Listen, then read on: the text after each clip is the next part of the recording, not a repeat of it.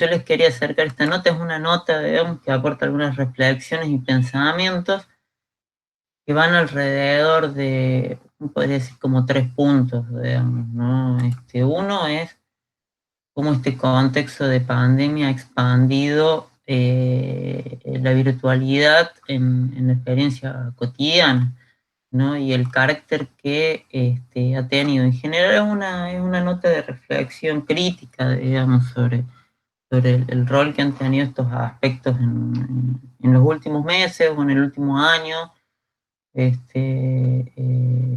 este contexto tan duro que nos toca vivir. Y una de las cosas que plantea la nota es una crítica a la virtualidad como una pretensión de sustituibilidad de la experiencia presencial, ¿no? Pero además critica, digamos, la plantea como como un factor anestésico de una serie de cosas, digamos. En primer lugar, con respecto al asumir diariamente la situación que nos toca transitar durísima, de que es una situación de prevención de catástrofe, la virtualidad nos anestesia un poco de estar viviendo eso todo el tiempo, sin ir más lejos. A mí personalmente me ha hecho muy bien, digamos, tener que preparar las clases, conectarme los viernes con ustedes, juntarnos con los adscriptos, discutir cosas sobre la materia, digamos, y es solamente un ejemplo, ¿no? De cómo la virtualidad, digamos, ha ayudado, digamos, a sobrellevar un tiempo muy duro. Pero no solamente eso, digamos, la virtualidad también pienso yo, o la manera en que se ha expandido, proponiéndose como un sustituto de la experiencia presencial, ha anestesiado o oscurecido otros fenómenos, como el que hablamos la clase pasada, que es el gran negocio que hay atrás de la vigilancia social, ¿no? Ahí pueden ver algunos datos que yo he ido juntando acerca de los cientos de miles de metros cuadrados que cuentan corporaciones como Apple, Microsoft o Amazon, destinados solamente a tener servidores de alojamiento, data centers de información, ¿no? Por darse una idea, en uno de sus centros de almacenamiento de datos, Microsoft tiene literalmente containers con servidores de almacenamiento de datos, ¿no? En uno de estos centros tiene como 200 containers, ¿no? Pensemos, no sé, la miniaturización que tiene actualmente el almacenamiento de datos, para darse una idea, el volumen de información que puede alojar una de estas corporaciones en un solo container, ¿no? Bueno, la expansión de la virtualidad ha ido a nutrir, digamos, esto que yo les comentaba que Shoshana Zuboff, esta socióloga norteamericana, planteó en este libro, Capitalismo de Vigilancia, es la materia prima, digamos, que obtiene gratuitamente estas corporaciones para producir elementos de predictibilidad, de comportamiento. Sin ir más lejos, nuestras videollamadas van a alimentar las bases de datos de alojamiento de Google, porque están mediadas por este sistema y no tenemos ningún tipo de alternativa ante esta situación, ¿no? Así que bueno, entre eso, digamos, también, digamos, ahí pueden encontrar algunas otras reflexiones, digamos, que van acerca de la expansión del teletrabajo y que tienen que ver con el crecimiento de la digitalización, ¿no? Yo me quedé con muchas ganas en la clase pasada de compartirles la nota y tenía que esperar los resultados de la revista, digamos, ¿no? Así que bueno, ahí en la carpeta les comparto esa nota para el que le interese.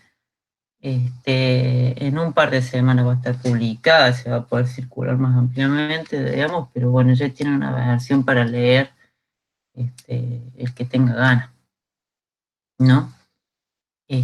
También subí otra notita que escribí al principio de todo esto, que es una política de reflexión alrededor del rol que debe tener la política industrial.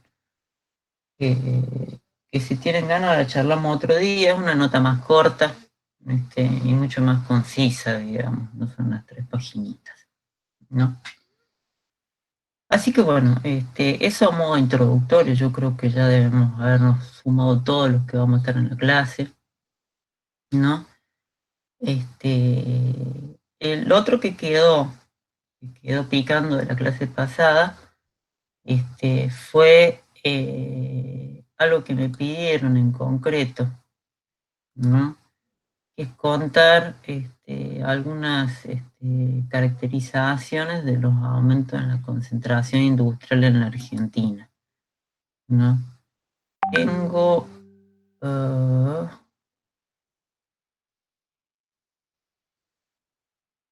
tengo unos pequeños diapositivas que no las puedo poner. Creo que es esta.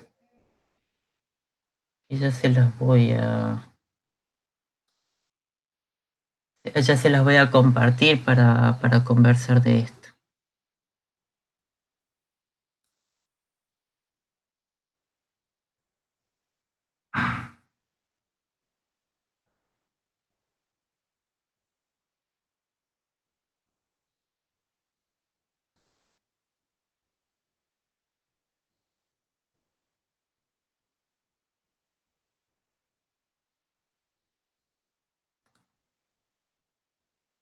No,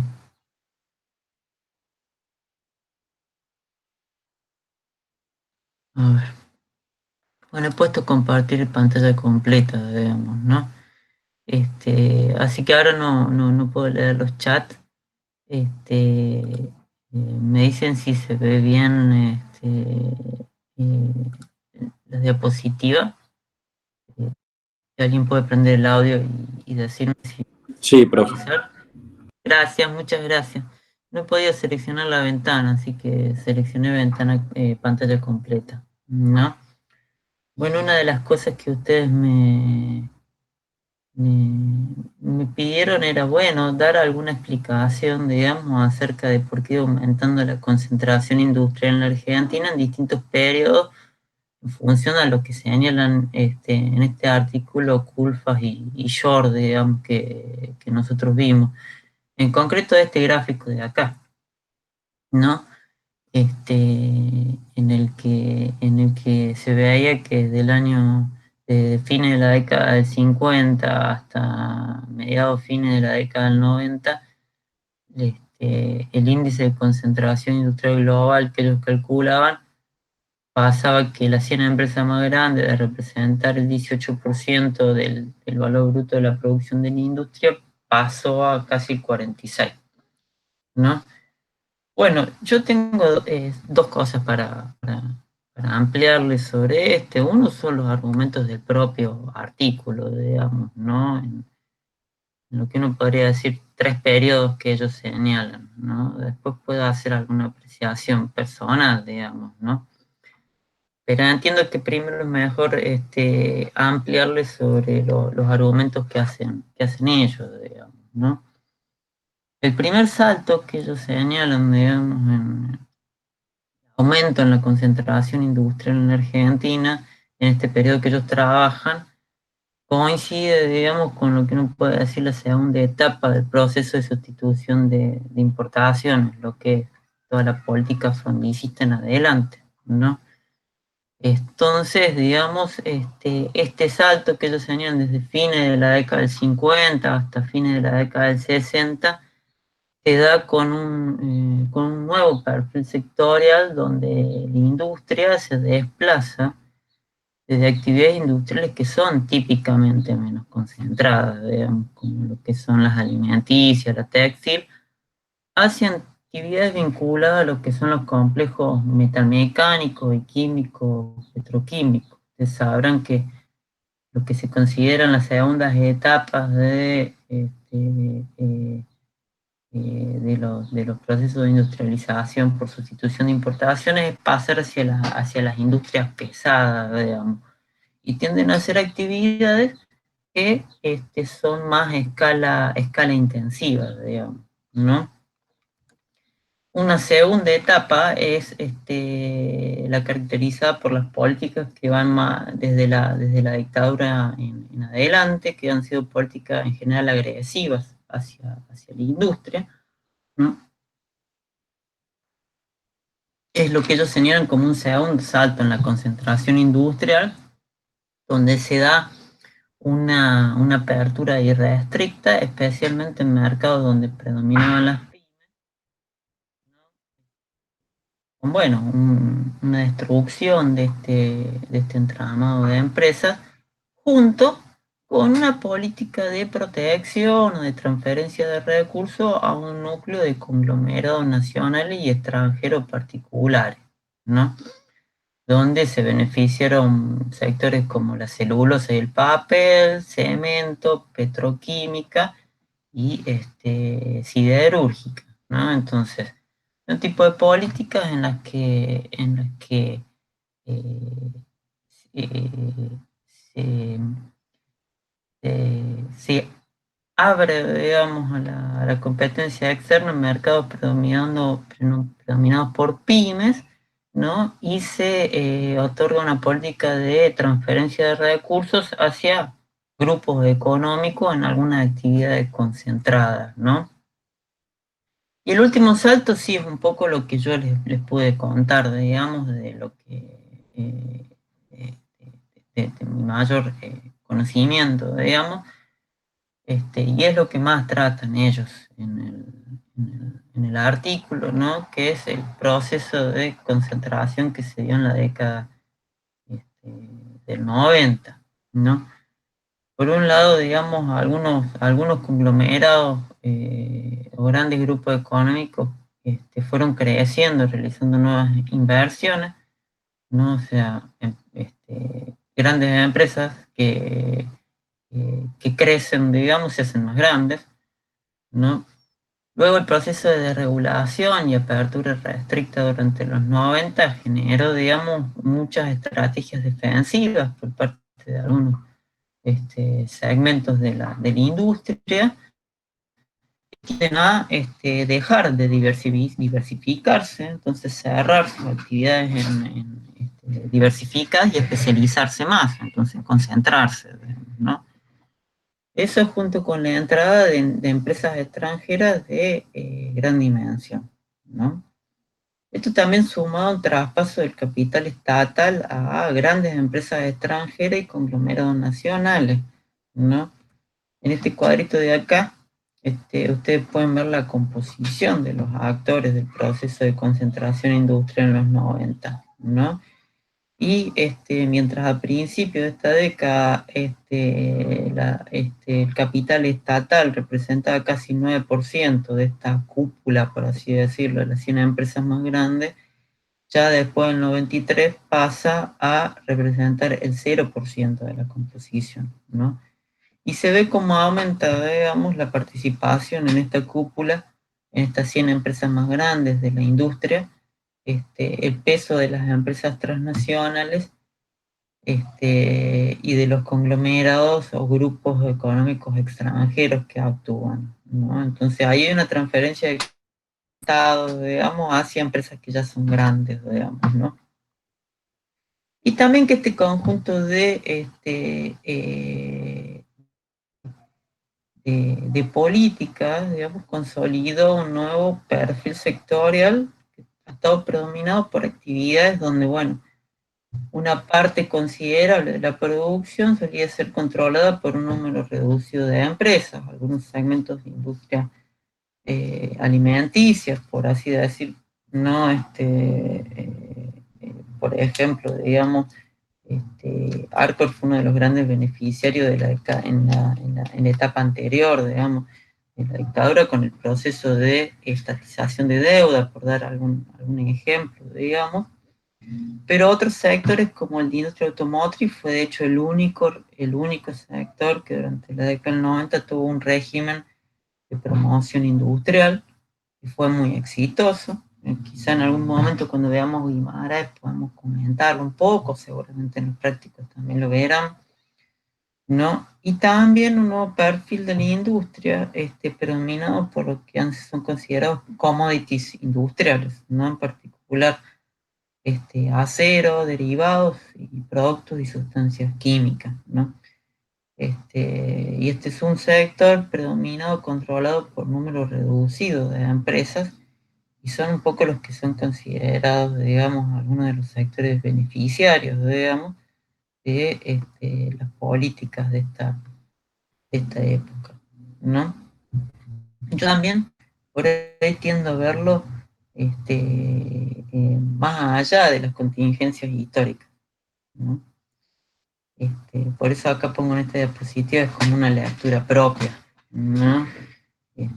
Pero yo tiendo a ver la concentración como un fenómeno que es inherente al funcionamiento de las economías de mercado en sí mismo. Uno puede encontrar muchas investigaciones que ven el aumento en la concentración industrial como una regularidad empírica que se observa en las economías capitalistas desde fines del siglo XIX en adelante, ¿no? Que incluso hasta ni siquiera en términos de eficiencia puede ser visto como un aspecto social negativo, ¿no? Sino yo pretendo verlo como una característica de cómo es el entramado productivo, ¿no? En ese sentido pienso que es mejor tener instrumentales teóricos que aborden el entramado productivo tal cual es, más que instrumentales teóricos basados en situaciones excepcionales, ¿no? O por lo menos muy concentrados en situaciones de competencia perfecta. Bueno, el autor que vamos a trabajar principalmente esta clase, que si lo viene, por ejemplo, ve el proceso de concentración como un resultante de mayor eficiencia económica en el proceso de evolución de la economía de mercado, ¿no? Así que eso es un poco, digamos, algunas perspectivas sobre la inquietud que me acercaron la clase pasada y que me hizo pensar mucho.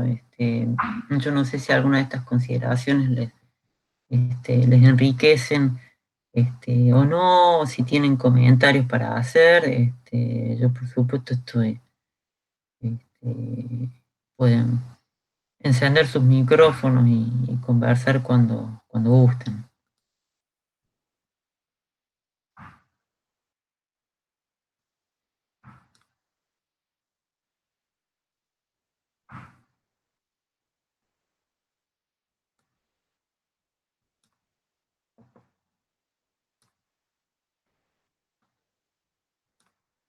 Bueno, hasta ahí estábamos con las cositas que me quedaron pensando de la semana pasada, ¿no?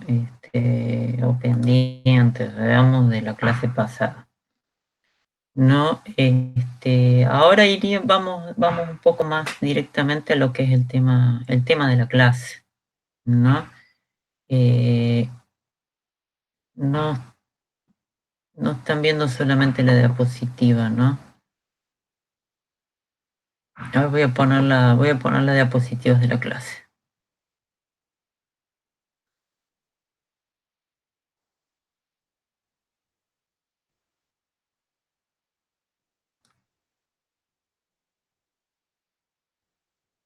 Permite.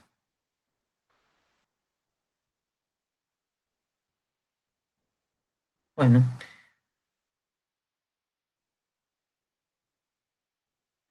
bien. Bueno, ahí están las diapositivas, se visualizan, ¿no? Sí, profe. Bueno, gracias.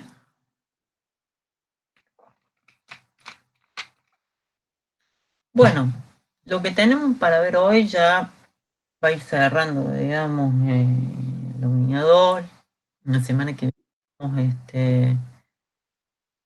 empezar la unidad 3, ¿no?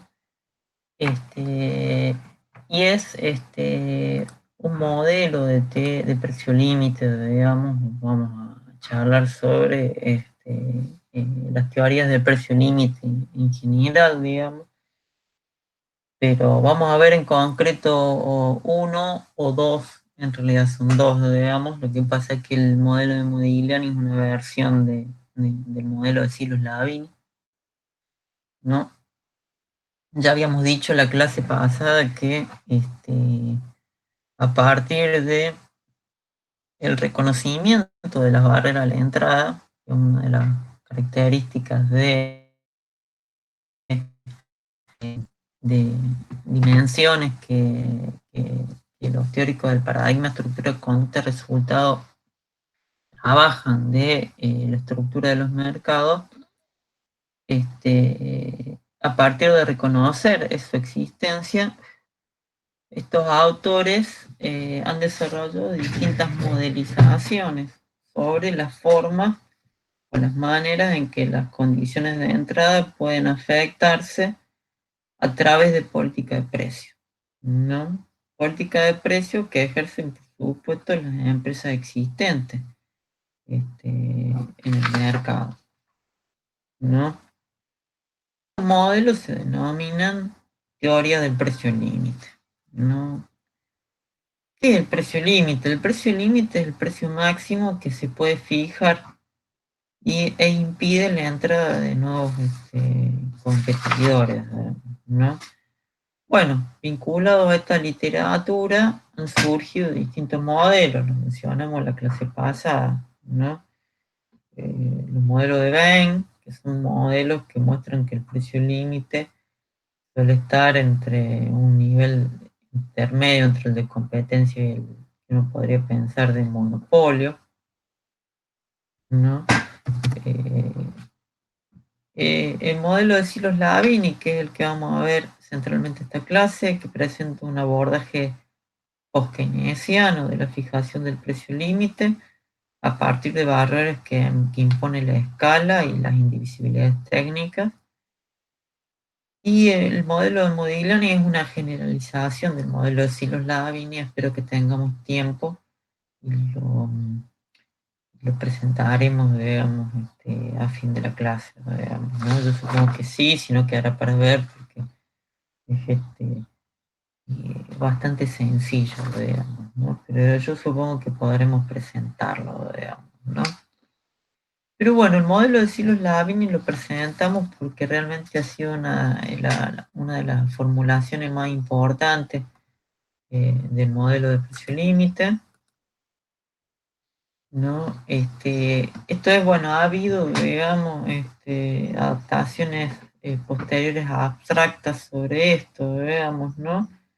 Pero se pierde gran parte de la riqueza del abordaje, digamos, ¿no? Que él realiza, digamos, ¿no? Y vamos a verlo, de hecho, cuando lo comparemos con el modelo este, de, de Modigliani. En el libro, ustedes tienen el libro completo ahí en el aula virtual, pero solamente va el capítulo 2 donde se trata el modelo de precio límite, ¿no? Pero bueno, en el libro él realiza unas teorizaciones para el tratamiento micro y macro de la extensión de los oligopolios, ¿no? Casi, bueno, en paralelo a este libro es que Bain publica su libro llamado Barreras a la nueva competencia, donde se plantean modelos de misma fijación de precio límite que el de Silos, ¿no? Como decíamos, allá en el libro de Bain está la definición de precio límite, ¿no? Que es usada luego como el precio máximo que puede fijarse que impide la entrada de nuevos competidores, ¿no? Bueno, Silos desarrolla un modelo de fijación de precios límite basado en barreras de entrada, como yo les decía. Centra su análisis este, en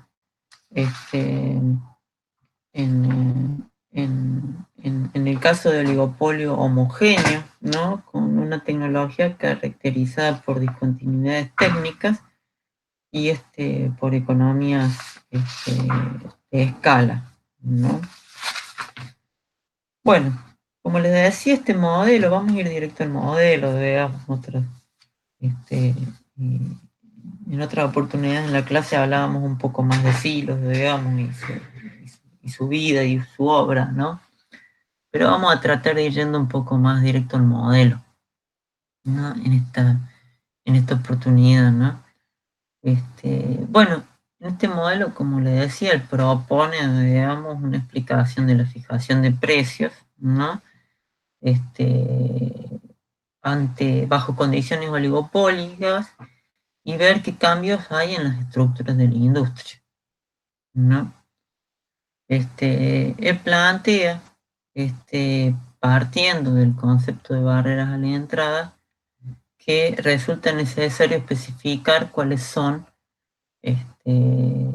para saber esto, digamos, ¿no? Cuáles son las expectativas de los posibles o potenciales entrantes, digamos, en una industria, ¿no? Y esto podrían suponer, digamos, los potenciales entrantes, tres tipos de reacciones por parte de las empresas que ya están en un mercado, ¿no? Pueden considerar que los que están mantienen los niveles de precio, reduciendo sus niveles de producción, que mantienen su producción, reduciendo el precio, por ejemplo, ¿no? O una combinación de ambos aspectos, ¿no? Se conoce en toda esta literatura como el postulado de Silos, y así lo van a encontrar en otras especificaciones del modelo de precio límite. Se refiere a suponer la segunda de estas posibilidades, esto es, suponer que la expectativa de los posibles entrantes en una industria es que las empresas que ya están en el mercado van a mantener su volumen de producción corriente luego de que se dé la entrada de los nuevos competidores, ¿no? Haciendo estas suposiciones que, bueno, tanto las posibles entrantes pueden calcular el impacto que puede tener su entrada sobre los precios, sobre los beneficios y evaluar si vale la pena entrar, ¿no? Como tanto, también las empresas que ya están en el mercado pueden calcular los precios que pueden fijar hasta permitir la entrada, ¿no? Bueno, todos estos movimientos, ¿no? Que se den tras la entrada de algunas empresas o no, van a tener impactos en la estructura del mercado, ¿no? Esto es, hay que admitir en el modelo que varíe la propia estructura de la industria, ¿sí?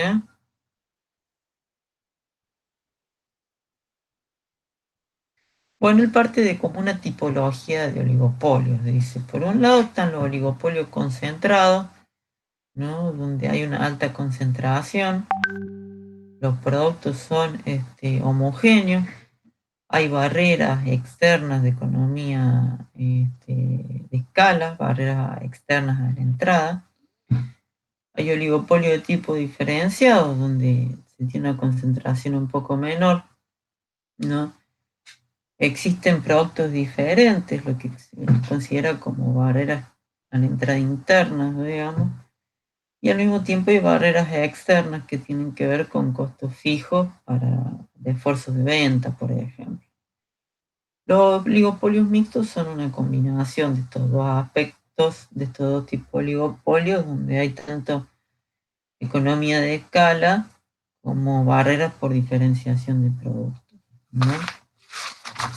Él trabaja, digamos, en un modelo de precio límite en lo que él llama un caso especial de oligopolio concentrado, ¿no? Dice un oligopolio relativamente concentrado, donde coexisten una o pocas grandes empresas y varias pymes, ¿no? Vamos a pasar a lo que son los supuestos de este modelo, ¿no? En primer lugar, es un modelo que supone que hay un producto homogéneo. Hay, como ya les dije, discontinuidad tecnológica. El planteo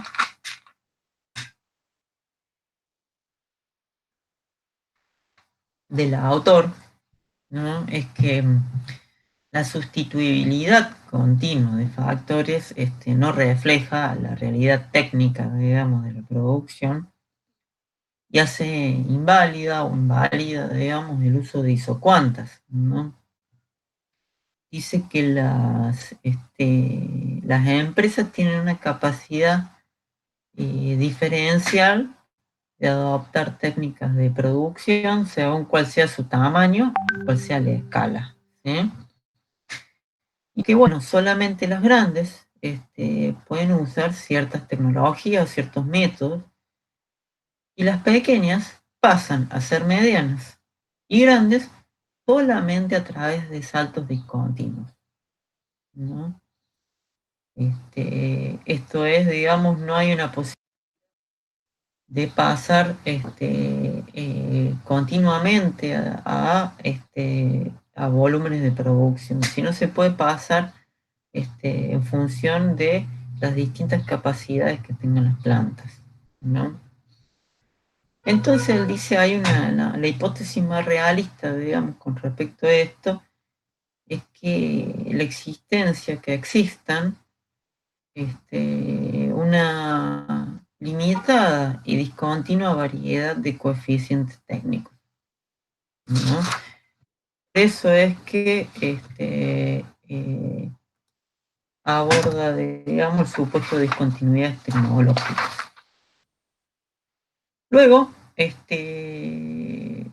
caracteriza la estructura de la industria por tres aspectos, ¿no? La extensión que tiene, absoluta, que tiene el mercado, la capacidad de absorción del mercado, ¿no?, y la distribución del volumen de ventas entre las empresas de distintos tamaños. Los primeros dos puntos, esto es la extensión absoluta del mercado, y la capacidad de absorción del mercado, se definen a través del supuesto de una elasticidad de demanda unitaria y una extensión del mercado, si se quiere, como estacionaria, ¿no? Esto conjuntamente viene representado por esta tabla de demanda que podemos ver acá, donde el tamaño o extensión absoluta del mercado tiene constantemente un valor de ingreso igual a 240.000 pesos, dólares, liras, la moneda que sea, ¿no?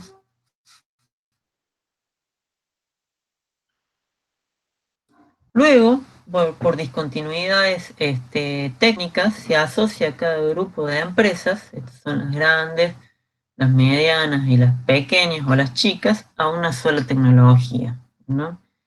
Y a cada tecnología le corresponde una determinada capacidad de producción instalada. Las pequeñas pueden producir por cada una de sus plantas hasta 100 unidades, las medianas hasta 1000 unidades y las grandes hasta 8000 unidades de producto, ¿no? Aunque bueno, la cantidad que produce cada una de estas empresas puede variar, ¿no? Esto es, puede haber capacidad ociosa sin usar. Obviamente la producción no puede exceder, digamos, la capacidad instalada de cada tipo de empresas, ¿no?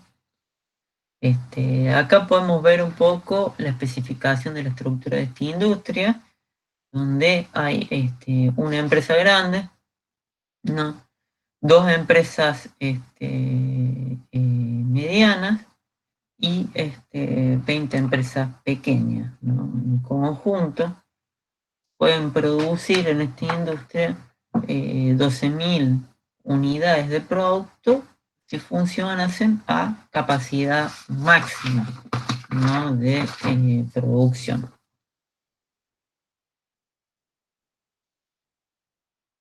Todos estos dos factores nos determinan la estructura de la industria, ¿no? Supuestos del modelo. Se supone que no hay innovaciones ni cambio técnico, ¿no? Se supone liderazgo de precios, esto es que solamente son las empresas grandes, quienes pueden fijar el precio. Y las demás lo que hacen es limitarse a ajustar sus ofertas, ¿no? Sin embargo, a partir de estas ofertas pueden influir sobre el fijador de precios, ¿no? Bueno, ¿cuáles son los supuestos o acerca de cómo se da la inducción a la entrada, digamos, ¿no? La entrada se da si el cálculo a largo plazo de los entrantes, quienes van a entrar, cumple con una tasa de beneficio sobre los costos que es considerada mínima, digamos. Acá yo se la puse como pi sub m, digamos, ¿no? En el texto ustedes la van a encontrar con un símbolo de S, digamos, ¿no? Acá pueden ver la fórmula, digamos, del cálculo de la tasa de beneficio sobre los costos, ¿no? Donde S, digamos, es la tasa de beneficio, ¿no? Vemos que es precio por cantidad menos el costo fijo menos el costo variable sobre el costo total, ¿no? Bueno, si uno despeja y fija un PIM, una tasa de beneficios mínima, ¿no? Que es la tasa de beneficios mínima que las empresas exigen para mantenerse a largo plazo en el mercado, y despeja el precio compatible con ese pi sub m, hay un precio sub m compatible, digamos, con esta tasa de beneficios mínimos para permanecer en el mercado, ¿no? Uh-huh. Bueno, a partir de esto surgen dos conceptos. Uno es el concepto de precio de exclusión, que es P sub C, ¿no? P sub C es el precio necesario para impedir la entrada de competidores potenciales. Y debe ser menor al P sub M, al precio que asegura la tasa de beneficios mínimo, ¿no? Este precio es el que es necesario para impedir la entrada de potenciales competidores en el corto plazo, ¿no? También hay otro concepto que es el precio de eliminación, P sub E acá, ¿no? Y es el precio necesario para eliminar a los existentes, a las empresas existentes, ¿no? En el corto plazo, para eliminar a las empresas existentes, hay que fijar un precio que esté por debajo de los costos variables de esas empresas. Y en el largo plazo, hay que fijar un precio de eliminación que sea menor al compatible con el precio de beneficio mínimo de cada una de estas empresas, ¿no? ¿Se entienden un poco estas ideas, digamos, que son la idea de precio de exclusión, de precio de eliminación, de P sub M, digamos, son conceptos que se van utilizando mucho en el análisis, ¿no? Por supuesto, si hay dudas, me pueden ir parando cuando ustedes lo consideren necesario, ¿no?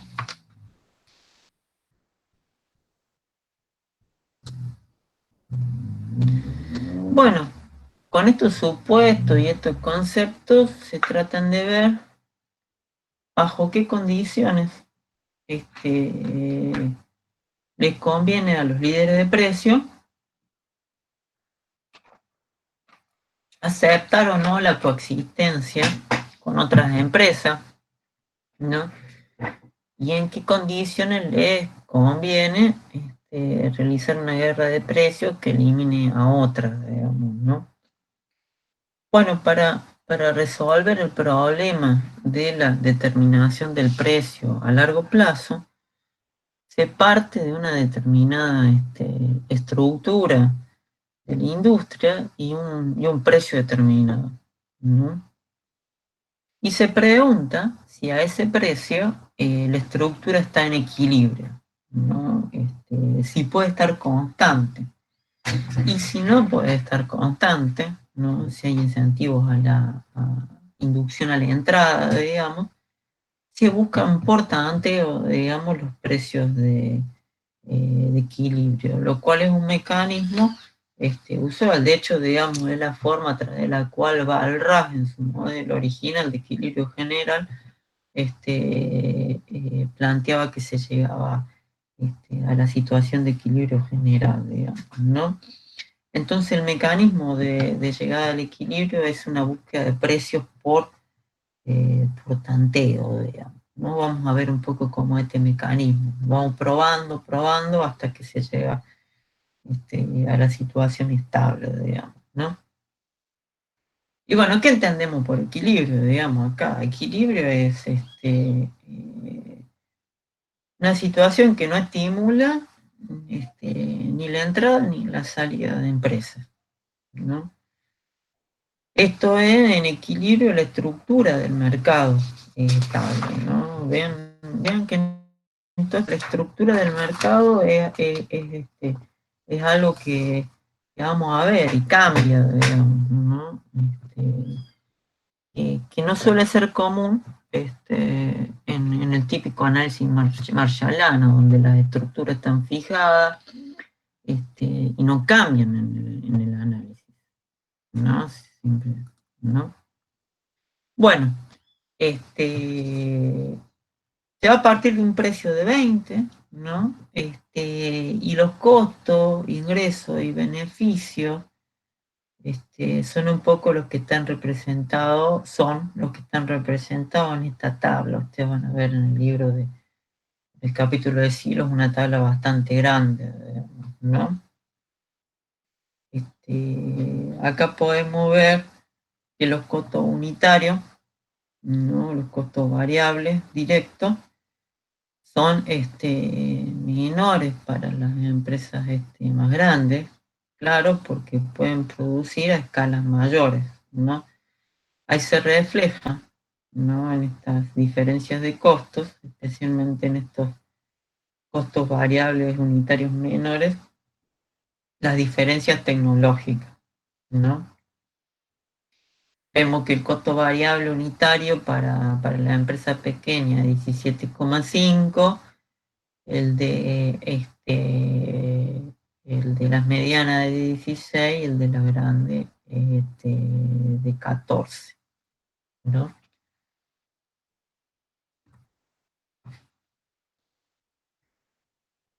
Bueno, ya la habíamos presentado, pero esta tabla representa la demanda, por eso yo le puse una curva entre comillas. Es una tabla que representa bajo elasticidad unitaria la relación de demanda, digamos, ¿no? Suponiendo también una extensión del mercado, como decíamos, estacionaria, digamos. Bueno, lo que se hace es fijar, digamos, para el análisis es una tasa de beneficios mínima del 5%, ¿no? Del 5%, ¿no?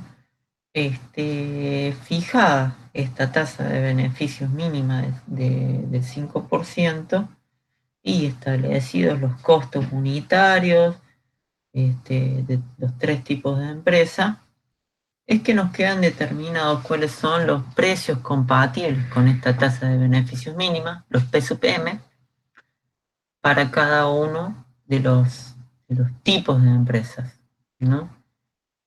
El PSUPM para las empresas pequeñas es de 19,4, ¿no? El precio asociado al beneficio mínimo para las medianas es de 18,9 y para el de las grandes es 17,8, ¿no?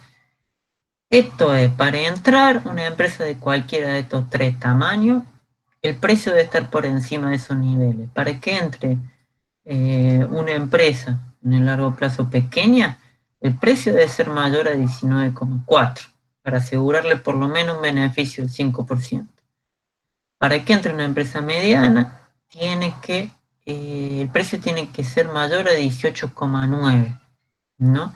Y para que entre una nueva empresa grande, el precio tiene que ser mayor o por lo menos, perdón, de 17,8. El P sub C, ¿no? Cuando es menor a estos niveles, ¿no? El precio de exclusión permite, digamos, impedir la entrada de nuevos competidores. Luego, fijar un precio por debajo de los costos variables de cada uno de los tipos de empresas elimina las existentes, ¿no? Está claro, digamos, ¿no? Precios por debajo del P sub M eh, impiden la entrada, ¿no? Y precios por debajo del costo variable eliminan a las empresas que están. Uno impiden la entrada de nuevas y la otra eliminan las empresas que existen, ¿no? Uh-huh.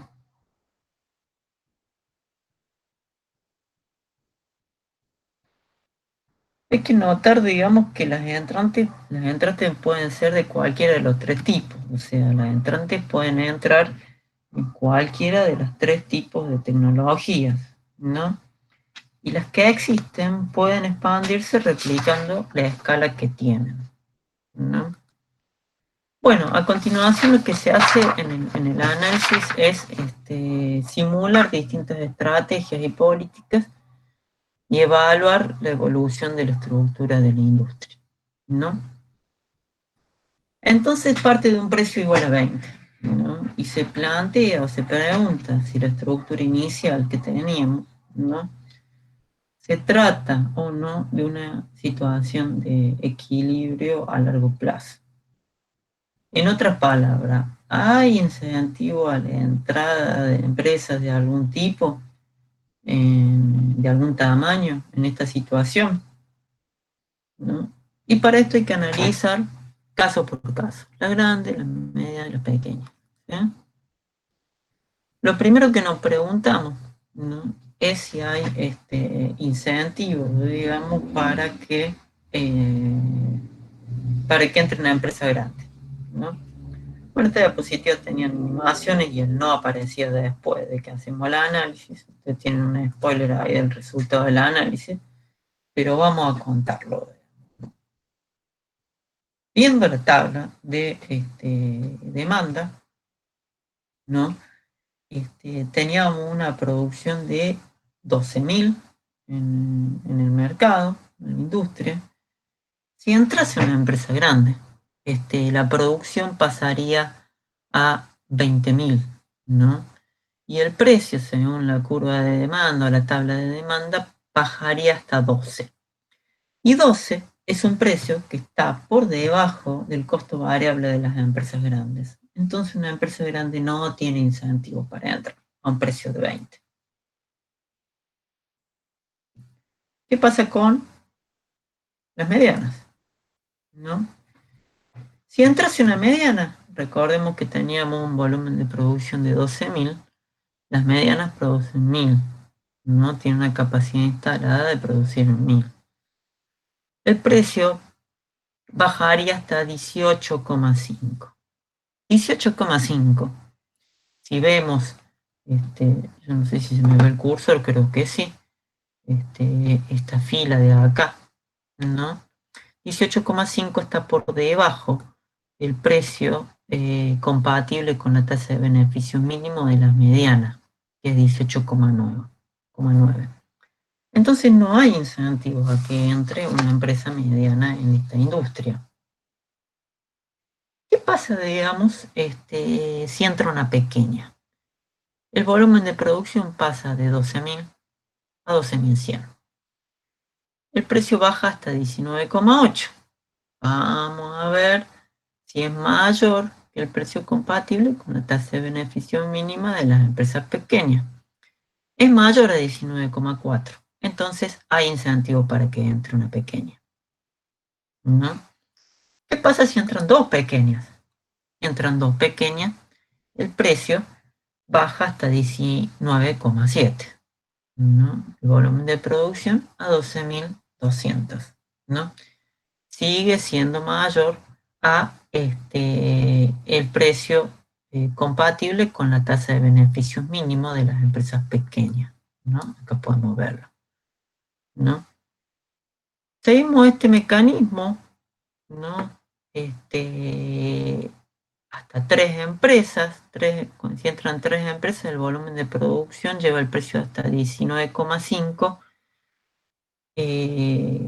Por lo tanto, también hay incentivo para que entre una empresa pequeña más, ¿no?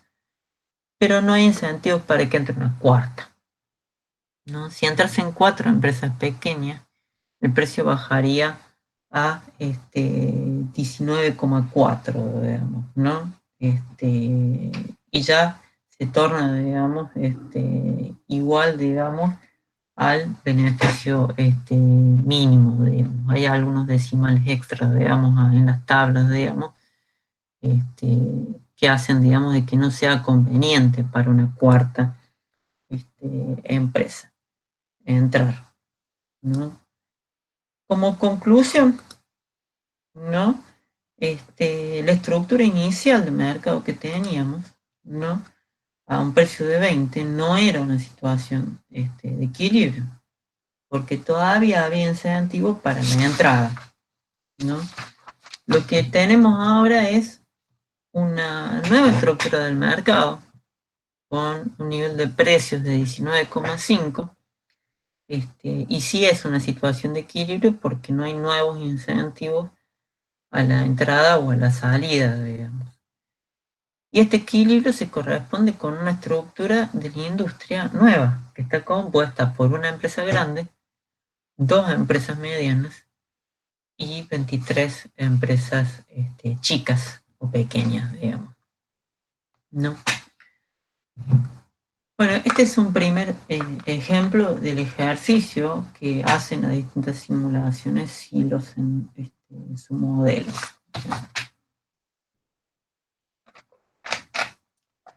Vamos a ver un ejercicio más de esta simulación, digamos, que él realiza en su modelo, ¿no?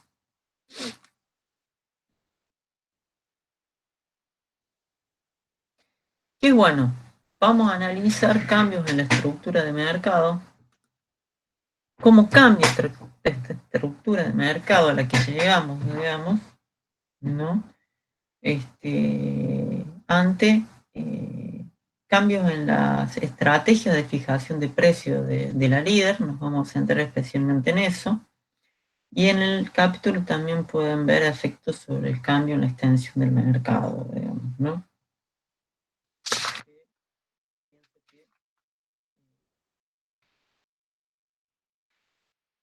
Vamos a llegar a verlo, sí, claro que sí, ¿no? Bueno, en este caso en el que hay estrategias, por así decirlo, de fijación de precios, ¿no? O hay cambios, estrategias de fijación de precios de la líder, ¿no? Vamos a ver la evaluación que va a hacer la empresa grande, ¿no? La fijadora de precios, de si le conviene o no tratar de eliminar a los competidores, de convivir con ellos, ¿no? En el ejercicio anterior vimos cómo se dan las situaciones de inducción a la entrada, ¿no? Uh-huh. En esto vamos a ver, digamos, la conveniencia o no para la empresa líder iniciar una guerra de precios que elimine a sus competidores, ¿no? Lo que vimos hasta recién era la fijación del precio propiamente, precio límite, que se conoce como precio límite, la fijación de precio, cómo funciona para relacionado a la inducción, digamos, ¿no? Acá vamos a ver también la cuestión de la eliminación de las empresas existentes. Bueno, las opciones que tiene la empresa grande o la líder es bajar los precios hasta un punto o que elimine solamente a las pequeñas o que elimine tanto a las pequeñas como a las medianas, ¿no? Y nos preguntamos si le resultará conveniente y cuáles son los equilibrios posibles, ¿no? En la primera situación, ¿no? Que es la situación de la alternativa de eliminar a las empresas pequeñas, ¿no? Para eliminar a las empresas pequeñas, lo que debería hacer la empresa grande es fijar un precio que sea menor al costo variable de las empresas pequeñas, ¿no? Para esto lo que debería hacer es fijar un precio menor a 17,5, ¿no? Pensemos un precio ligeramente menor a ese, ¿no? De 17,4, ¿no? Sin embargo, si no aumentase, si quedase demanda insatisfecha, se trata de un precio que resulta, digamos, una vez eliminadas las empresas pequeñas, la grande no se duplica a sí misma para producir, para cubrir esa cuota de mercado, ese precio 17,4 es inferior al precio mínimo compatible con la tasa de beneficios mínimo de las grandes, que es 17,8, ¿no? Por lo tanto, no le resulta conveniente a la grande eliminar a la pequeña. Esto es si dejase demanda insatisfecha en el mercado. Después es posible calcular que si duplica su planta, ¿no? O sea, si tiene dos plantas de 8.000, ¿no? Y las usa a capacidad ociosa, ¿no?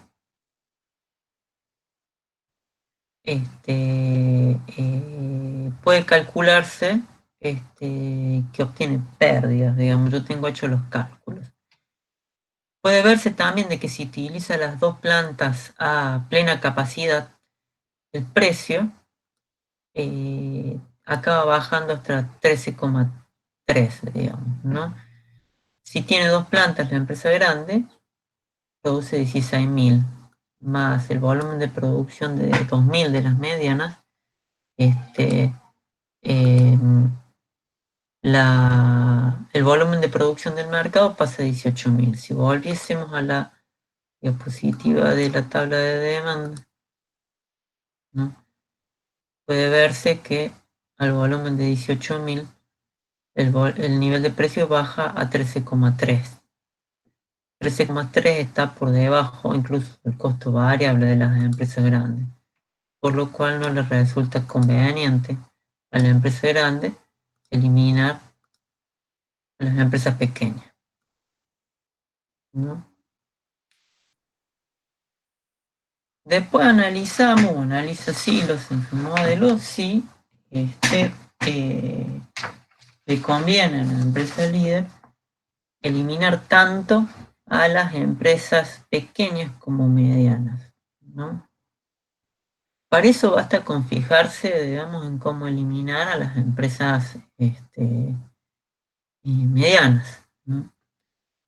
Para eso debería fijar un precio por debajo, inicialmente por debajo del costo variable de las empresas medianas. Esto es por debajo de 16, ¿no? Un precio de 15,9, es un precio ligeramente menor al costo variable de las empresas medianas.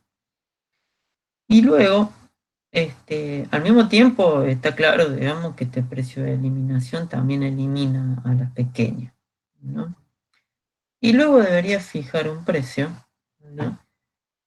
Al nivel de exclusión de las medianas, ¿no? Para evitar que vuelvan a entrar, ¿no? Entonces debería fijar un precio por debajo del P sub M, del precio compatible con el mínimo beneficio de las empresas medianas, ¿no? Este precio es de 18,8. ¿no? A este precio, si volvemos a la tabla de demanda de 18,8, vamos a ver que el mercado permite una absorción de 12.770 unidades de producción. Disculpen que voy saltando las diapositivas. Acá volví, ¿no? Puede calcularse, veamos que que dejar esta demanda totalmente insatisfecha no le resulta conveniente a las empresas grandes, ¿no? Porque antes obtenía beneficios con un precio más alto, ¿no? Antes tenía un precio más alto, digamos, iba a producir lo mismo a un precio mayor, ¿para qué bajarlo, digamos, y dejar esa demanda insatisfecha, una cuota de demanda insatisfecha? Lo que puede hacer es duplicar su planta, ¿no? Y operar con exceso de capacidad, ¿no? Vas a tener una capacidad de 16.000, ¿no? De 8.000 por planta, que puede usar a una capacidad, por ejemplo, de la mitad de esos 12.770, digamos, ¿no? Por ejemplo, si la dividiese a la mitad, digamos, cada planta, digamos, produciendo 6.385 más o menos, ¿no? Sin embargo, digamos, puede calcularse y está cuando lo hacíamos en el aula, digamos, a esto poníamos cálculos en el pizarrón, pero bueno, puede calcularse que a este nivel de producción tiene un nivel y tasa de beneficio que es inferior a la que tenía con el precio de 19,5, ¿no? Que obtenía, digamos, con una sola planta, digamos, ¿no? Entonces puede llegarse, digamos, al resultado de que tampoco una política de eliminación de las empresas medianas le resulta conveniente a las empresas líderes. Se mantiene el nivel de precios de 19,5 como una situación estable de equilibrio, ¿no? Y es compatible, ¿no? Con la estructura de mercado que habíamos hablado de una empresa grande, dos empresas medianas y 23 empresas pequeñas, digamos, ¿no? Un volumen de producción de 12.300, ¿no? Pero bueno, esta estructura del mercado depende de la extensión. Esta estructura de la industria depende de la extensión del mercado. Entonces, vamos a ver qué ocurre, ¿no? Cuando variamos el tamaño del mercado, ¿no? Vamos a ver, digamos, qué ocurre, digamos, ante una duplicación tanto del mercado como de la estructura de la industria, ¿no? Vemos aquí que el volumen de producción inicial se duplica, ¿no? En esta industria hay dos empresas grandes, 4 empresas medianas y 40 empresas pequeñas o chicas, ¿no? Con un volumen de producción total de 24.000, ¿no? Puede verse también la tabla, la tabla de demanda, digamos, ¿no? Asociada, digamos, con una elasticidad empírica unitaria, digamos, ¿no? Y partimos del mismo interrogante que antes, ¿no? ¿Es el precio de 20 y el nivel de producción de 24.000 un equilibrio estable a largo plazo? ¿Es la estructura de esta industria estable a largo plazo? ¿No? Entonces vemos, digamos, si hay incentivos para la entrada a un precio de 20 para los tres tipos de empresas, para las grandes, las medianas y las pequeñas, ¿no? Si vemos este caso, ¿no? Cuando se ha duplicado la extensión del mercado, digamos, recordemos que partimos de un volumen de producción de 24.000, digamos, para la industria. Si entras en una empresa grande, lo que vemos es que el nivel de producción pasa a 32.000, ¿no? Y el precio baja hasta 15, ¿no? Y 15 está por debajo del precio de mínimo beneficio de las empresas grandes. Entonces el resultado es que no hay incentivos para que entre una nueva empresa grande en esta situación. Analizamos el caso de la empresa mediana, ¿no? Al precio de 20, ¿hay incentivos para que entren las empresas medianas?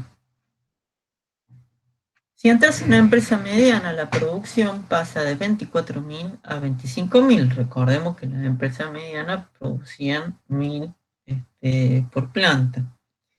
Y el precio bajaría a 19,2, ¿no? Este precio está por encima del PSUBM, del precio de mínimo beneficio de las empresas medianas. Por tanto, sí hay incentivos para que entre una empresa mediana. Pero este precio de 19,2 es menor al precio de mínimo beneficio de las empresas pequeñas. Por tanto, cuando entra estas empresas medianas, para los cuales sí hay incentivos para que entren, al entrar, elimina a las empresas pequeñas, ¿no? Porque como le decía, a largo plazo, digamos, las empresas pequeñas no permanecen en el mercado si el precio es menor, garantiza el 5% de tasa de retorno, digamos, de beneficio, ¿no? Y la cuota de mercado, digamos, acá tengo una pregunta, dice,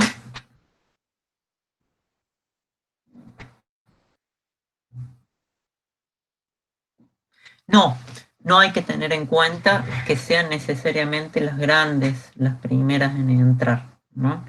Y va a quedar un poquito más claro cuando termine de ver las pequeñas, digamos, esta situación. Nosotros estamos analizando la conveniencia o no en los tres tipos de tamaño, ¿no? Vemos y decimos, ¿le conviene a una potencial grande entrar? No. ¿Le conviene a una potencial mediana entrar? Sí, puede, puede hacerlo, digamos, pero al entrar elimina las pequeñas. Vamos a ver el caso de las pequeñas. Este,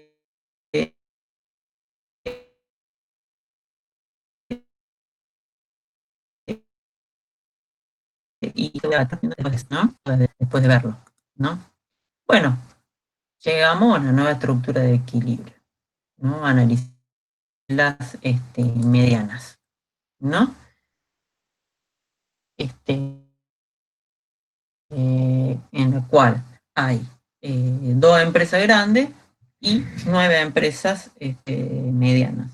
Entró un volumen de producción de 25.000 y un nivel de precios de 19,2. Analizamos el tercer caso, que el tercer caso es, ¿hay incentivos para al nivel de precios, ¿no? Para no ir haciéndolo uno por uno, digamos, uno por uno, hasta 7 empresas pequeñas, ¿no? El volumen de producción pasaría a un nivel de 24.700, el precio bajaría hasta 19,45, que es mayor al nivel de precios de mínimo beneficio de las pequeñas, ¿no? Entonces hay incentivos al nivel de precio original para que entren hasta 7 empresas pequeñas.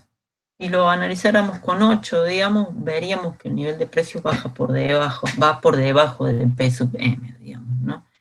Entonces, haciendo los cálculos por tanteo, si entra 1, si entran 2, si entran 3, si entran 4, si entran 7, hasta 7, digamos, hay incentivos para que entren 7 empresas chicas, digamos, en este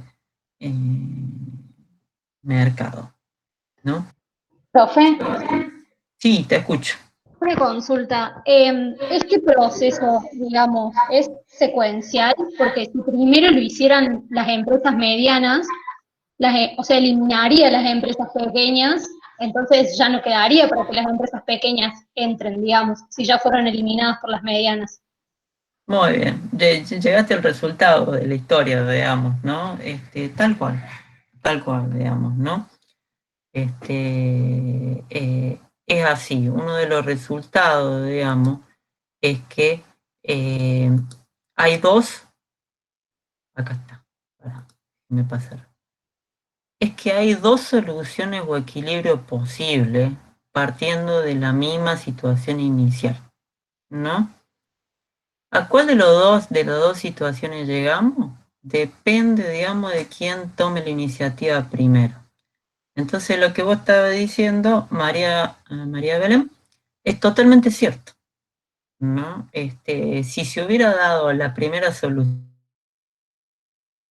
no hubiera habido lugar para la segunda, ¿no?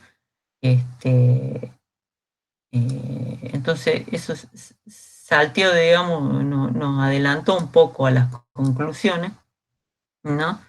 De este ejercicio, digamos, ¿no? Pero está claro que si las que entran primero son las pequeñas, la estructura de la industria es otra, ¿no? Hay dos empresas grandes, hay 4 empresas medianas y hay 47 empresas pequeñas. El nivel de precio es otro, 19,45, 24.700 el volumen de producción, ¿no? Entonces, llegamos a esta situación, ¿no? Que se relaciona con las dos preguntas que hicieron, ¿no? La que hizo Belén y Tomás, digamos, ¿no? Tomás preguntaba si siempre hay que tener en cuenta que deciden primero las más grandes entrar o no. ¿Cuál de los dos equilibrios en este caso se da o no se da? Depende de eso, quién toma la iniciativa primero. Y luego de que se tome, esta situación es irreversible, ¿no? Y ahí viene una consideración que solemos tener los heterodoxos, digamos, que es la historia importa. Ustedes van a encontrar en muchos textos de economía heterodoxa la frase history matters, ¿no?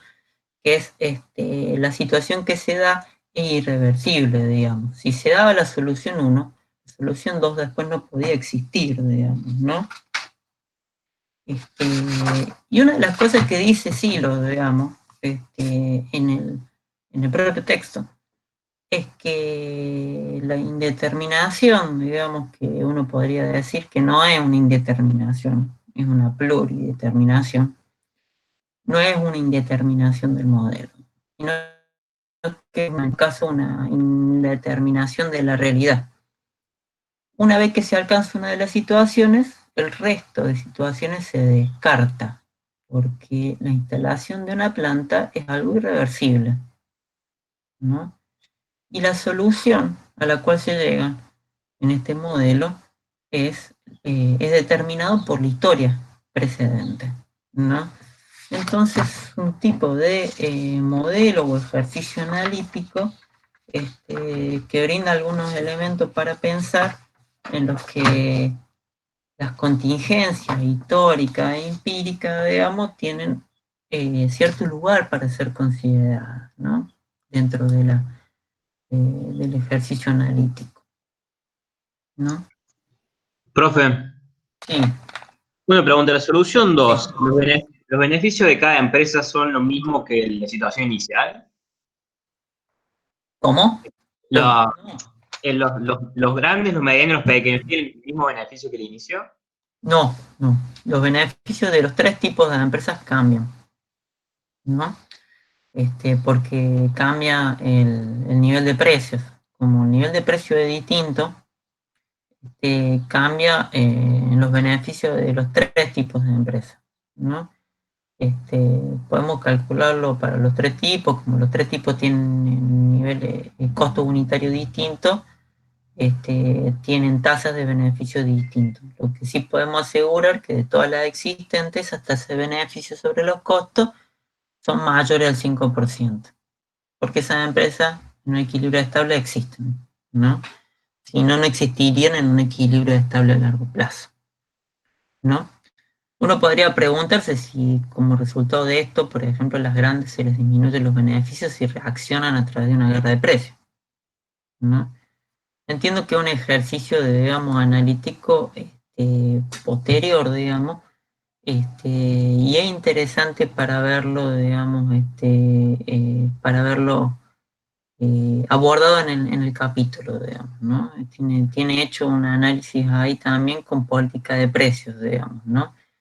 Si ante esta situación, digamos, las empresas grandes van a reaccionar, digamos, haciéndole guerra de precios, ¿no? Para la clase yo, a ver, hay una pregunta más.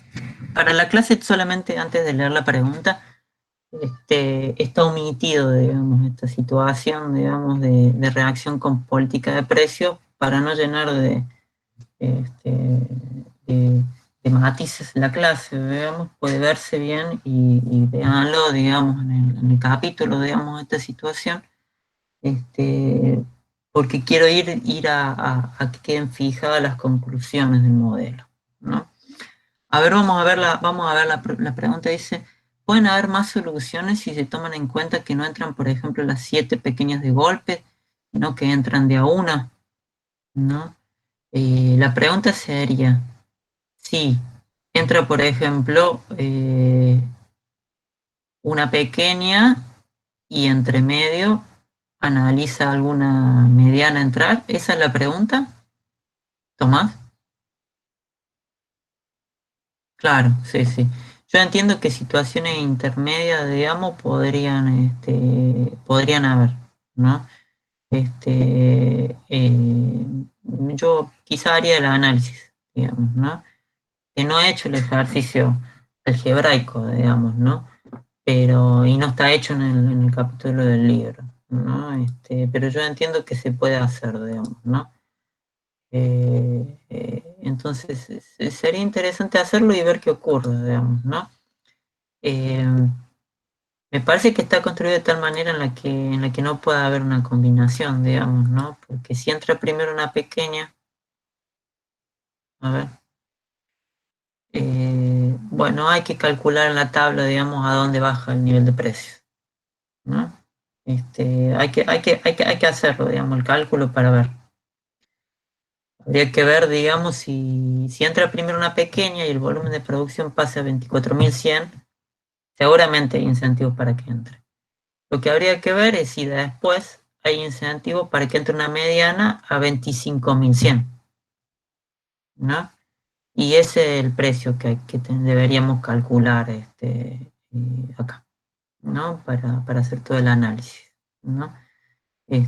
Pienso que, que, que debe ser interesante ver cómo funciona esta especificación con esta alternativa de ingreso mixto, digamos, ¿no? Está claro que lo que vos estás planteando, Tomás, es si hay como cierta secuencialidad, digamos, no hay un periodo 1 y 2, sino como hay varios periodos, digamos, ¿no? Es súper interesante, ¿no? Pero bueno, saltándonos a este caso, digamos, espero satisface la duda, Tomás. Genial. Saltándonos a este caso de reacción con política de precios, que pueden verlo, digamos, en el, en el texto, digamos, el resultado en realidad también es que a medida que crece el mercado, digamos, hace mucho más factible la lucha de precios, digamos, ¿no? Mientras el mercado crece, la lucha a través de precios se hace mucho más factible de ser convenientes, digamos, ¿no? Unas políticas agresivas, digamos, ¿no? Salteándonos eso, digamos, cuáles son las conclusiones del modelo, ¿no? Por un lado, la extensión absoluta del mercado aquí afecta la estructura de la industria. Esta es una de las principales resultados de este modelo. Lo segundo es que los precios de equilibrio son múltiples. Se trata de una solución plurideterminada, ¿no? Son admisibles en este esquema diversas situaciones de equilibrio que son perfectamente determinadas. Cada una es perfectamente determinada, ¿no? Pero no son situaciones capaces de entenderse en términos estáticos, abstractos o instantáneos, digamos, equilibrios instantáneos, digamos. Una vez que se han dado las variaciones que responden a la iniciativa de los actores, que en este caso son las empresas, son irreversibles y cobra relevancia la historia, ¿no?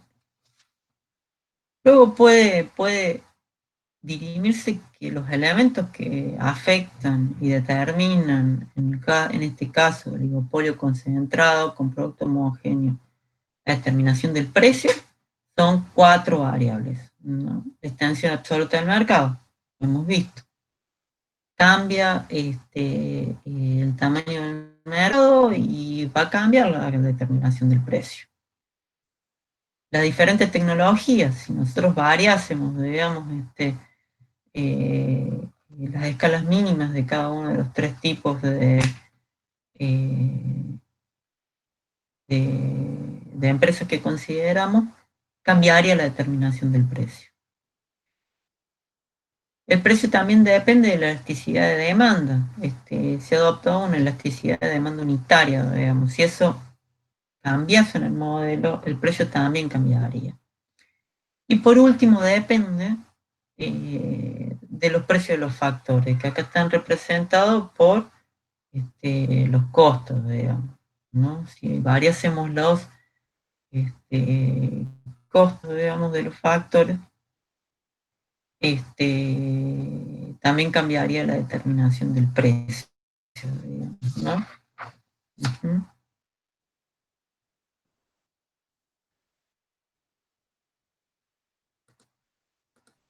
Hasta ahí lo que tenemos para presentar, digamos, del modelo de Silos-Lavini. Lo otro que tenemos para ver de este tema es un modelo mucho más abstracto, ¿no? Que es el modelo de Franco Modigliani, ¿no?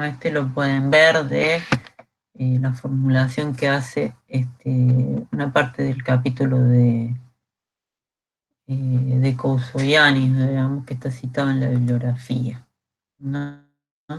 El modelo de Franco Modigliani no se considera una generalización del modelo de Silos. Yo se lo presento porque ilustra bastante bien este último resultado, que tiene que ver con cuáles son los elementos que determinan el precio. Pero también se los presento, y volvió a ser agregado en la bibliografía, el año pasado no estaba, porque resultó muy útil para ver esto, cuáles son los determinantes del precio, y todo lo que se pierde, ¿no? De una formulación abstracto-deductiva del modelo de Silos, digamos, en el camino, ¿no? Esto es el modelo de Modigliani. Llega a las mismas conclusiones que arribamos recién, o podemos decir casi las mismas conclusiones, ¿no? Las mismas conclusiones respecto a cuáles son los determinantes del precio límite, ¿no?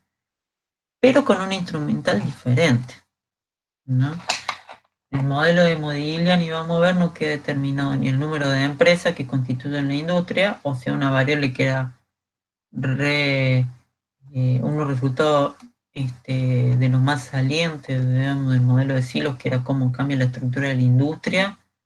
Acá no he explicado ni está totalmente invisible, no aparece ese problema. No explica por qué coexisten empresas grandes con con pequeña o de distinto grado de eficiencia. Se eliminan consideradas realistas como las cuestiones de las discontinuidades técnicas y bueno, el resultado, digamos, de soluciones plurideterminadas desaparece. Acá vamos a llegar a un resultado único, por lo cual los heterodoxos solemos decir, digamos, que se trata de modelos ahistóricos, digamos, ¿no? Lo que no es totalmente justo, digamos, ¿no? Pero bueno, para decirlo. Bueno, les presento el modelo de Modigliani para relacionarlo con lo que vimos con el análisis de silos, ¿no? Modigliani especifica una tecnología homogénea en la industria para todas las empresas, ¿no? Representadas por esta curva de costo que podemos ver acá. A ver si puedo hacer más grande, ¿no? Bueno, dejo como estaba, digamos, así queda costo medio a largo plazo ahí. Esta tecnología que es homogénea en la industria para todas las empresas determina o establece un tamaño óptimo o mínimo de planta, que ahí lo podemos ver como X barra, ¿no? En este nivel se aprovechan plenamente toda la economía de escala. A partir de ahí, los costos medios son constantes, ¿no? La entrada, digamos, de nuevas empresas se da a partir de ese X barra, a partir de ese tamaño óptimo de planta. No entran en empresas que produzcan, digamos, a un nivel de una escala que sea subóptima, ¿no? Se considera que el producto es homogéneo, que la demanda es conocida, digamos, lo cual en silos también era igual, digamos, pero el nivel, digamos, de producción equivalente, por así decir, equivalente al de competencia, sería el que iguala el costo medio de largo plazo mínimo, ¿no? Verlo ahí, digamos, el compatible con el X barra. En la industria se ve como el XC, ¿no? Ese es el nivel de producción que sería equivalente al de competencia. La situación de competencia aparece acá como una situación idealizada de referencia, ¿no? El XC, ¿no?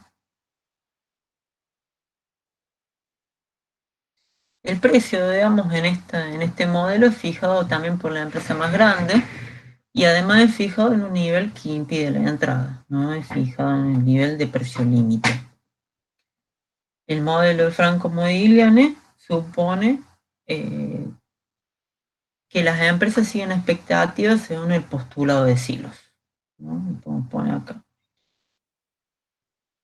¿no? Esto es que las entrantes prevén que las empresas que ya están instaladas van a mantener el nivel de producción constante luego de la entrada. Y las existentes también saben que las entrantes no lo van a hacer a un nivel de planta menor a X barra, ¿no? Por tanto, tampoco lo van a hacer a un nivel de precio que sea menor al P sub C, ¿no? Al costo medio mínimo de largo plazo, ¿no? Esto es un poco el funcionamiento del modelo. Entonces lo que van a hacer las empresas grandes, que no sabemos cuántas son, ni si es una, ni son tres, ni nada de eso, porque acá a Modigliani no le importa eso, lo que van a hacer las grandes es fijar XL, ¿no? Un nivel de producción de modo tal que si entrase una empresa nueva, produciendo X barra, que es lo mínimo que puede, que necesita producir un potencial entrante para entrar en el mercado, ¿no? El nivel de precios, digamos, el nivel de producción sobrepasa XC, o es casi igual o apenas por encima de XC, que es el nivel de producción de equivalencia a competencia. Y el nivel de precios caería por debajo del costo medio mínimo de largo plazo, ¿no? P sub L, ¿no? Es el precio límite, es el compatible con el XL, el nivel de producción que fijan las empresas grandes o la empresa grande, ¿no? Y así queda determinado el precio límite en este modelo. Si uno despeja a través de un ejercicio algebraico que está en un anexo del libro de Cousodiani, si alguien lo quiere ver, digamos, yo se lo puedo, se puede subir a la plataforma esa parte del libro, digamos,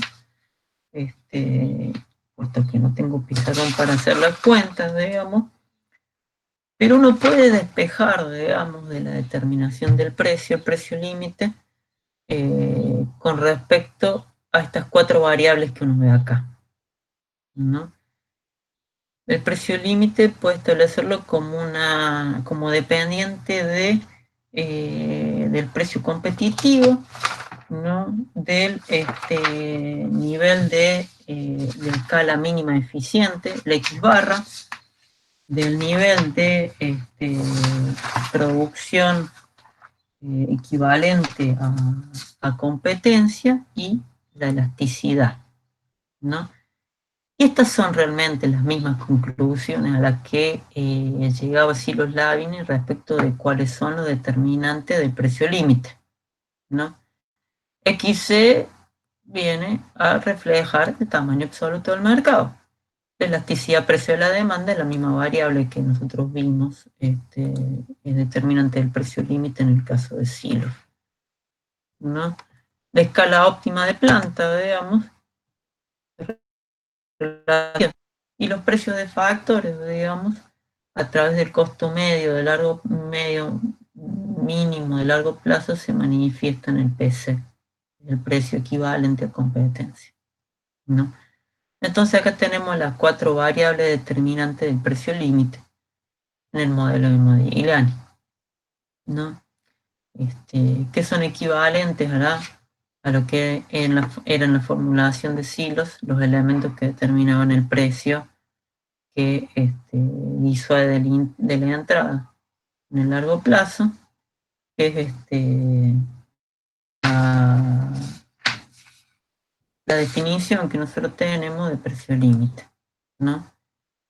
Todo lo que hemos perdido en el camino, creo que resulta más que evidente, digamos. No es un modelo más sencillo, pero en este modelo no queda ni determinado el número de empresas que están en la industria, no hay cambios en la estructura, no explica la coexistencia de empresas con distinto grado de eficiencia, no hay soluciones plurideterminadas, digamos, ni espacio para la historia, digamos, en este modelo, digamos. Las discontinuidades técnicas han desaparecido, digamos, ¿no? Lo que era una riqueza analítica del modelo de Silos Lavini, ¿no? Sin embargo, el modelo de Franco Modigliani es interesante en términos didácticos, digamos, ¿no? Para ver la noción de precio límite, y también yo entiendo que es interesante compararlo con el modelo de Silos, ¿no? Así que bueno, hasta ahí, digamos, llegamos, con respecto a los modelos de precio límite en esta clase, y en la materia. Uno podría ver toda una familia de modelos de precios límite, ¿no? Pero lo importante para nosotros es que con respecto a este tópico, digamos, puedan ver algunos de los más importantes y conocidos, digamos, y ver un haz de temas de economía industrial, digamos, ¿no? Técnicamente, originalmente la secuencia de temas, digamos, está invertida con respecto a la clase que yo les mandé el martes como guía de lectura, la de barrera a la movilidad. ¿Por qué? Porque hasta acá, hasta lo que estamos viendo ahora del modelo de precio límite, estamos viendo a la barrera a la entrada como un factor exógeno, ¿no? A las empresas. Las empresas no las cambian en estos modelos, digamos, de precio límite. El enfoque de barrera a la movilidad es posterior, digamos, trata de relajar esta idea de exogeneidad de las barreras a la entrada, ¿no? Entonces, lo solíamos ver después de este tema. que pasa es que yo entiendo que los temas que son más complejos, digamos, es conveniente darlos en vivo, y los temas que están más autocontenidos en un texto son más convenientes para clases con guía de lectura, digamos, ¿no? Todo el tema de barrera a la movilidad está en el artículo de Cabes y de Michael Porter, ¿no? Como lo deben haber visto en lo que les envié el martes, digamos, ¿no? Con esto último, estamos cerrando la unidad 2, donde se presenta todos aspectos relacionados a aportes de lo que son considerados los autores clásicos de la economía industrial, del enfoque, estructura, conducta y resultado. Desde el martes y el miércoles en adelante, desde el martes con la clase que le voy a estar y la clase del viernes en vivo de la semana que viene, vamos a estar abriendo la unidad 3. En la unidad 3 lo que hacemos ya es preguntarnos y cuestionarnos otro tipo de cuestiones que tienen que ver o podrían surgir un poco de los resultados de las cosas que hemos hablado antes acerca de la concentración. Bueno, si las grandes empresas o el tamaño de las empresas tiende a ser significativo en las industrias, ¿no? Entonces, ¿qué consideraciones particulares esto nos hace tener acerca de cuáles son los objetivos que puede tener una empresa, ¿no? Más aún, a medida que toman mayor importancia las empresas grandes en las industrias, ¿qué importancia empieza a tener el proceso decisorio, ¿no? Y qué efectos tiene el hecho de que en estas grandes corporaciones el dueño del capital, de las acciones de una empresa, no sea el mismo que el gerente, ¿no? Y todo esto lo vamos a empezar a ver en la unidad que abrimos desde la semana que viene, ¿no? Y eso yo lo dejo ya para que lo vayamos charlando la semana que viene. Lo que queda de clase o de conexión, de videoconferencia, está abierto para cualquier cosa o comentario que quieran acercar y compartir conmigo y con todos los que estén aquí conectados.